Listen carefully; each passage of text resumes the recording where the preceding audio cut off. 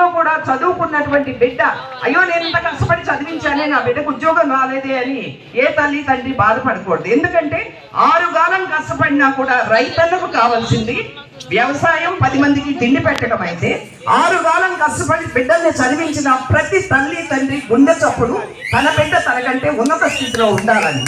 అవునా కాదా? కనుక మరి మనకి తెలుగుదేశం ప్రభుత్వం వస్తే మన ఇంటి బిడ్డని వేరే చోటికి ఇవ్వాలన్నా, మనం ఎవరికైనా అప్పు ఇవ్వాలన్నా వీళ్ళు తీర్చగలదా లేదా అని ఆలోచిస్తాము. మన బిడ్డ అక్కడ సుఖపడుతుందా లేదా అని ఆలోచిస్తాము. కనుక అప్పుల కరెంట్ ఉంటేనే ఫ్యాన్ తిరుగుతుంది. కానీ తెలుగుదేశం అనేది ఒక బ్రాండ్, చంద్రబాబు నాయుడు గారి బ్రాండ్ గనక పారిపోయిన 2 పడతాయి. అభివృద్ధి ఊపందుకుంటుంది, సైకిల్ పరుగులు తీస్తుంది. మన బిడ్డలందరికీ కూడా ఉద్యోగాలు వస్తాయి. ప్రతి తల్లి తండ్రి ఫలానా వాళ్ళ మనవడు, ఫలానా వాళ్ళ అబ్బాయి చక్కగా చదువుకున్నాడు,